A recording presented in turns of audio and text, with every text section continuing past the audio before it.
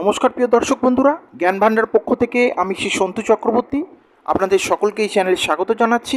আজকের মূলত আলোচনার বিষয় হবে যে মৃত ব্যক্তির উদ্দেশ্যে শ্মশান যাত্রা যাবার সময় তার পরিবারবর্গ, আত্মীয় স্বজনরা সেই মৃত ব্যক্তির উদ্দেশ্যে রাস্তায় খই ছড়ায় এবং তার সাথে দেখবেন কিছু খুচরো টাকা পয়সা ছড়ায়। আমরা এটা সকলেই দেখেছি বা জানি।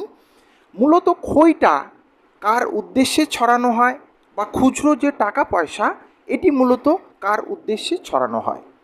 আজকের এই অনুরোধের ভিডিওটি আমার মিসেসের কিছু বান্ধবীরা জানতে চেয়েছেন যে খই মূলত কী কারণে ছড়ানো হয়। আজকে সেই উদ্দেশ্যে আপনাদের কিছু সংক্ষিপ্তভাবে আপ্রাণভাবে বোঝানোর চেষ্টা করব।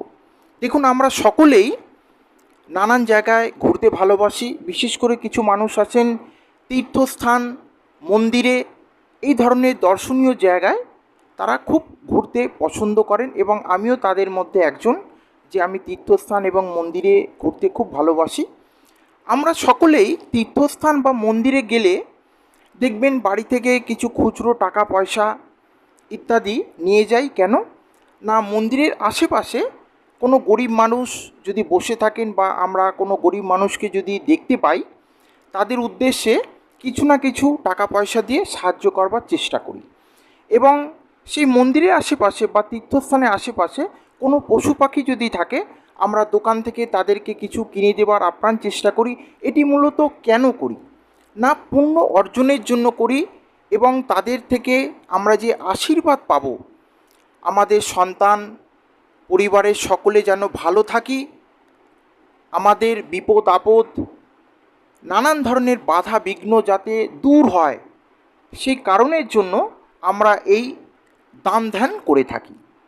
ঠিক তেমনই সকলের বাড়িতে যখন পূজাদিক কোনো ক্রিয়া অনুষ্ঠান হয়, আপনাদের সকলের বাড়িতে যখন ঠাকুর মশাই পূজা করতে যান, পূজা আনতে দেখবেন আপনারা সকলেই ঠাকুর মশাইকে গোটা ফল, মিষ্টি, ধুতি, গামছা, ভোজ্য ইত্যাদি সকলে দান করেন।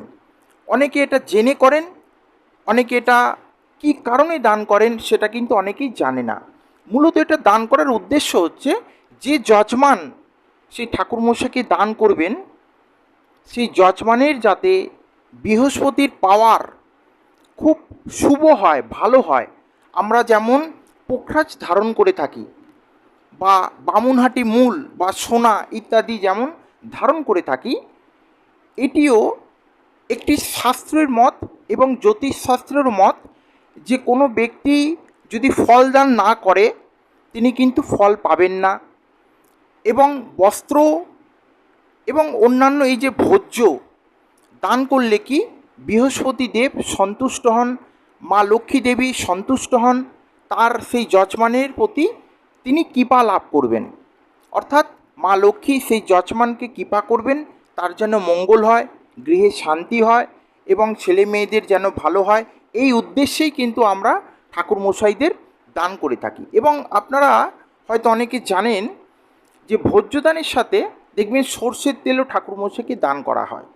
অর্থাৎ এটা কেন করা হয় না, সর্ষের তেল কিন্তু শনিদেবের একটি অংশ এবং শনিদেবের কুদৃষ্টি এড়ানোর জন্য, সেই গৃহ থেকে শনিদেবের কুদৃষ্টি এড়ানোর জন্য এই সর্ষের তেল অ্যাকচুয়াল দান করা হয়।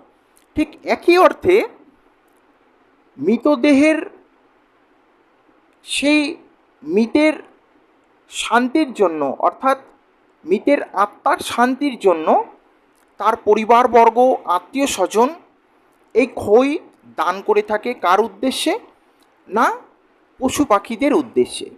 দেখুন, শুধুমাত্র যে খই দান করা হয় তা কিন্তু নয়। একদা একটা সময়ে রাজরাজারা, জমিদার বাবুরা যখন মারা যেতেন, তাদের পরিবারবর্গরা টাকা পয়সা, সোনা দানা গরিব মানুষদের উদ্দেশ্যে দান করতে করতে যেতেন। সেই সময় এখন নেই যে মানুষ টাকা পয়সা, সোনা দানা গরিব মানুষকে দান করতে পারবেন। সেই প্রথাটা রয়ে গেছে। সেই প্রথাটা যেহেতু রয়ে গেছে, এটি তারই একটি অংশ।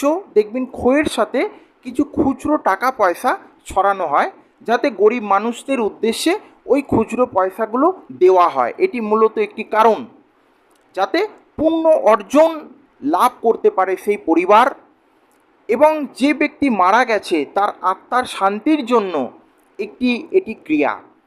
খই বা কেন দান করা হয়? দেখুন, খই ছাড়াও আরও কিছু দান করা যেতে পারে। চাল দান করা যেতে পারে, বাতাসা দান করা যেতে পারে, কিন্তু সেই বাতাসা মূলত রাস্তায় নষ্ট হবে। দেখবেন আমরা কোনো জায়গায় যখন দর্শনে যাই, অর্থাৎ এই জগন্নাথ, কিছুদিন আগে জগন্নাথ দেবের রথ বেরিয়েছিল, সেই সময় বহু মানুষ মানত করে থাকে। জগন্নাথ দেবের রথের সময় দেখবেন চারদিকে বাতাসা হরিলুট হয়, বাতাসা ছড়ানো হয়। দেখবেন আমরা ভক্তি জ্ঞানে, দেব জ্ঞানে রাস্তায় পড়ে থাকা সেই বাতাসাকে প্রণাম করে আমরা কিন্তু ভক্ষণ করে থাকি। আমরা আমাদের ছেলে মেয়েদের উদ্দেশ্যেও সেই বাতাসা কিছু বাড়িতে নিয়ে আসি, কিন্তু এই ক্ষেত্রে মানুষ সেই বাতাসা কিন্তু আর কুড়িয়ে খাবে না। হয়তো টাকা পয়সা পড়ে থাকলে মানুষ হয়তো নেবে, কিন্তু বাতাসা বা অন্যান্য জিনিস যদি কিছু পড়ে থাকে সেটা কিন্তু তারা ভক্ষণ করবে না। তো এটা ভক্ষণ কারা করবে?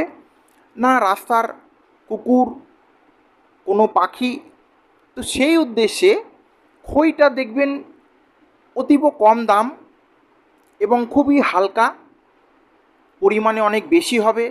এক স্থান থেকে অন্য স্থানে যত দূর যাওয়া যায় না কেন, সেটি ছড়াতে ছড়াতে যাওয়া যাবে। খই ছড়ানোর উদ্দেশ্য মূলত, খই কিন্তু হালকা, আমরা যদি ছড়াই রাস্তায় কোনো একটা জায়গাতে কিন্তু সেটা স্পষ্টভাবে আটকে থাকবে না, হাওয়া দিলেই এক স্থান থেকে অন্য স্থানে চলে যাবে। যেটি চাল যদি আমরা ছড়াই, দেখা যাচ্ছে সেই নির্দিষ্ট জায়গাতেই চালটা কিন্তু আটকে থাকবে।